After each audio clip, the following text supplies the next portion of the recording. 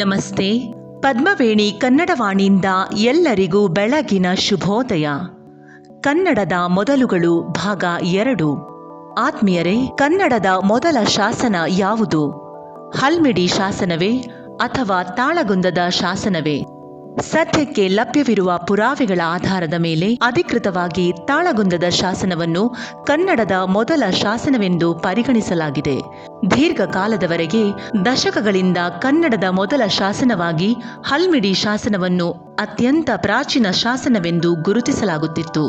ಆದರೆ ಇತ್ತೀಚಿನ ಸಂಶೋಧನೆಗಳ ಮೂಲಕ ಪತ್ತೆಯಾದ ಕ್ರಿಸ್ತಶಕ 370ರ ತಾಳಗುಂದದ ಶಾಸನವು ಕನ್ನಡದ ಅತ್ಯಂತ ಹಳೆಯ ಮತ್ತು ಮೊದಲ ಶಾಸನವೆಂದು ಗೌರವಕ್ಕೆ ಪಾತ್ರವಾಗಿದೆ.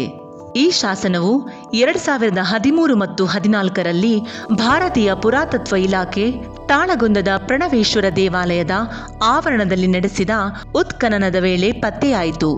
ಇದು ಹಲ್ಮಿಡಿ ಶಾಸನಕ್ಕಿಂತ ಸುಮಾರು 80 ವರ್ಷ ಪುರಾತನವಾದದ್ದು ಎಂದು ಸಂಶೋಧಕರು ಅಭಿಪ್ರಾಯಪಟ್ಟಿದ್ದಾರೆ. ಕನ್ನಡದ ಇತಿಹಾಸದಲ್ಲಿ ಮಹತ್ವದ ಪಾತ್ರ ವಹಿಸುತ್ತಿರುವ ಈ 2 ಶಾಸನಗಳ ಬಗ್ಗೆ ಪ್ರಮುಖ ಮಾಹಿತಿಗಳನ್ನು ತಿಳಿದುಕೊಳ್ಳೋಣ. ತಾಳಗುಂದದ ಸಿಂಹಕಟಾಂಜನ ಶಾಸನ. ಇದರ ಕಾಲ ಕ್ರಿಸ್ತಶಕ 370. ಸ್ಥಳ ಶಿವಮೊಗ್ಗ ಜಿಲ್ಲೆಯ ಶಿಕಾರಿಪುರ ತಾಲೂಕಿನ ತಾಳಗುಂದ. ಇದು ಕದಂಬ ರಾಜವಂಶದ ಕಾಕುಸ್ಥವರ್ಮನ ಕಾಲದ್ದು. ಈ ಶಾಸನವು ತಾಳಗುಂದದ ಪ್ರಣವೇಶ್ವರ ದೇವಾಲಯದ ಆವರಣದಲ್ಲಿ ಸಿಂಹಕಟಾಂಜನದ ಹಿಂಭಾಗದಲ್ಲಿ ಕೆತ್ತಲ್ಪಟ್ಟಿದೆ. ತಾಳಗುಂದ ಶಾಸನವು ಬ್ರಾಹ್ಮಿ ಲಿಪಿಯಲ್ಲಿದ್ದು ಸಂಸ್ಕೃತ ಮತ್ತು ಪೂರ್ವದ ಹಳೆಗನ್ನಡ ಈ 2 ಭಾಷೆಗಳನ್ನು ಹೊಂದಿದೆ. ಈ ಶಾಸನವು ಕೊಟ್ಟಾರ್, ನಾಲ್ಕು, ಹಳಿಬಿ, ನಾವಿದ ಇಂತಹ ಅಪ್ಪಟ ಕನ್ನಡ ಪದಗಳ ಬಳಕೆಯನ್ನು ಹೊಂದಿದೆ. ತಾಳಗುಂದ ಶಾಸನವು ವಜಿನಾಗ ಎಂಬ ಅಂಬಿಗನಿಗೆ ಅಥವಾ ನಾವಿದನಿಗೆ ಭೂಮಿಯನ್ನು ದಾನವಾಗಿ ನೀಡಿದ್ದನ್ನು ಉಲ್ಲೇಖಿಸುತ್ತದೆ. ತಾಳಗುಂದ ಶಾಸನವು ಕನ್ನಡದ ಲಿಖಿತ ಪರಂಪರೆಯನ್ನು ಕ್ರಿಸ್ತಶಕ 4ನೇ ಶತಮಾನಕ್ಕೆ ಕೊಂಡೊಯ್ದಿದೆ. ಹಲ್ಮಿಡಿ ಶಾಸನ. ಇದರ ಕಾಲ ಕ್ರಿಸ್ತಶಕ 450. ಸ್ಥಳ ಹಾಸನ ಜಿಲ್ಲೆಯ ಬೇಲೂರು ತಾಲೂಕಿನ ಹಲ್ಮಿಡಿ ಗ್ರಾಮ. ಹಲ್ಮಿಡಿ ಶಾಸನವನ್ನು 1936ರಲ್ಲಿ ಪುರಾತತ್ವ ಇತಿಹಾಸ ತಜ್ಞರಾದ ಡಾಕ್ಟರ್ MH ಕೃಷ್ಣ ಅವರು ಪತ್ತೆ ಹಚ್ಚಿದರು. ಹಲ್ಮಿಡಿ ಶಾಸನವು ಕನ್ನಡವು ಕೇವಲ ಆಡು ಭಾಷೆಯಾಗಿರದೆ ಆ ಸಮಯದಲ್ಲಿ ರಾಜಸ್ಥಾನದ ಆಡಳಿತ ಭಾಷೆಯಾಗಿತ್ತು ಎಂಬುದಕ್ಕೆ ಮೊದಲ ಸಮಗ್ರ ಲಿಖಿತ ದಾಖಲೆಯಾಗಿದೆ. ಹಲ್ಮಿಡಿ ಶಾಸನವು ಪಲ್ಲವರ ವಿರುದ್ಧ ಯುದ್ಧದಲ್ಲಿ ಶೌರ್ಯ ತೋರಿ ಗೆದ್ದ ಯೋಧನಿಗೆ ಕದಂಬರು ಪಲ್ಮಿಡಿ ಮತ್ತು ಮುಳಿವಳ್ಳಿ ಎಂಬ 2 ಗ್ರಾಮಗಳನ್ನು ದತ್ತಿಯಾಗಿ ನೀಡಿದ ವಿವರಗಳನ್ನು ಒಳಗೊಂಡಿದೆ. ಇದು ಪೂರ್ವದ ಹಳೆಗನ್ನಡದಲ್ಲಿದ್ದು ಬ್ರಾಹ್ಮಿ ಲಿಪಿಯಿಂದ ವಿಕಸನಗೊಂಡ ಕದಂಬರ ಲಿಪಿಯಲ್ಲಿದೆ. ಇದರ ಸಾಲುಗಳಲ್ಲಿ ಸಂಸ್ಕೃತದ ಪ್ರಭಾವ ಹೆಚ್ಚಾಗಿ ಕಂಡುಬರುತ್ತದೆ.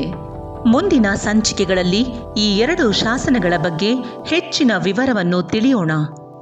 ಅಧಿಕೃತ ಸ್ಥಿತಿಯ ಬಗ್ಗೆ ಹೇಳುವುದಾದರೆ, ಶೈಕ್ಷಣಿಕ ಪಠ್ಯಪುಸ್ತಕಗಳಲ್ಲಿ ದಶಕಗಳಿಂದಲೂ ಮಾನ್ಯತೆ ಪಡೆದಿರುವ ಹಲ್ಮಿಡಿ ಶಾಸನವನ್ನೇ ಮೊದಲ ಶಾಸನವೆಂದು ಉಲ್ಲೇಖಿಸಲಾಗುತ್ತಿದೆ. ತಾಳಗುಂದ ಶಾಸನದ ಶೋಧನೆಯ ನಂತರ ಇತಿಹಾಸವನ್ನು ಮರುಪರಿಶೀಲಿಸುವಂತೆ ಹಾಗೂ ತಾಳಗುಂದ ಶಾಸನವನ್ನು ಮೊದಲ ಶಾಸನವೆಂದು ಘೋಷಿಸುವಂತೆ ತಜ್ಞರ ನಡುವೆ ಚರ್ಚೆಗಳು ನಡೆದಿದ್ದು, ಇತಿಹಾಸದ ಸತ್ಯಾಸತ್ಯತೆಯ ದೃಷ್ಟಿಯಿಂದ ತಾಳಗುಂದ ಶಾಸನವು ಕಾಲಾನುಕ್ರಮದಲ್ಲಿ ಹಳೆಯದಾಗಿದ್ದು, ಅಧಿಕೃತವಾಗಿ ಈ ಶಾಸನವನ್ನೇ ಪ್ರಾಚೀನ ಶಾಸನವೆಂದು ಮೊದಲ ಶಾಸನವೆಂದು ಭಾರತೀಯ ಪುರಾತತ್ವ ಇಲಾಖೆ ದೃಢಪಡಿಸಿದೆ. ಆತ್ಮೀಯರೇ, ಏನೇ ಇರಲಿ, ಸುಮಾರು 80 ವರ್ಷಗಳ ಅಂತರದಲ್ಲಿರುವ ಈ 2 ಮಹತ್ವದ ಶಾಸನಗಳು ಲಿಖಿತ ರೂಪದಲ್ಲಿ ನಮ್ಮ ಕನ್ನಡ ಇತಿಹಾಸದ ಮಹತ್ವದ ಮೈಲಿಗಲ್ಲುಗಳಾಗಿವೆ. ಭಾಷೆಯ ಪ್ರಾಚೀನತೆ, ಆಡಳಿತಾತ್ಮಕ ಬೆಳವಣಿಗೆಯನ್ನು ಸಾಬೀತುಪಡಿಸುವ ಜೀವಂತ ಪುರಾವೆಗಳಾಗಿವೆ.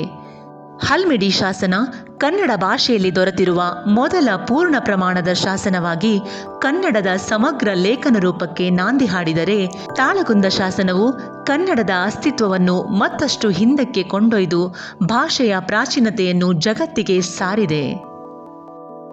ಇದುವರೆಗೂ ನಮ್ಮ ಓದನ್ನು ಆಲಿಸಿದ್ದಕ್ಕೆ ಧನ್ಯವಾದಗಳು. ಆತ್ಮೀಯರೇ, ನಮ್ಮ ಈ ವಿಷಯ ಪ್ರಸ್ತುತಿ ನಿಮಗೆ ಇಷ್ಟವಾದಲ್ಲಿ ಒಂದು ಮೆಚ್ಚುಗೆಯನ್ನು ನೀಡಿ. ಇನ್ನೂ ಇಷ್ಟವಾದಲ್ಲಿ ಇತರರೊಂದಿಗೆ ಈ ವಿಷಯ ಪ್ರಸ್ತುತಿಯನ್ನು ಹಂಚಿಕೊಳ್ಳಿ. ಇದೇ ರೀತಿ ಕನ್ನಡಕ್ಕೆ ಸಂಬಂಧಪಟ್ಟ ವಿಷಯಗಳನ್ನು ತಿಳಿಯಲು ನಮ್ಮ ವಾಹಿನಿಯನ್ನು ಅನುಸರಿಸಿ. ಮುಂದಿನ ಓದಿನೊಂದಿಗೆ ಮತ್ತೆ ಸಿಗೋಣ. ನಮಸ್ಕಾರಗಳು.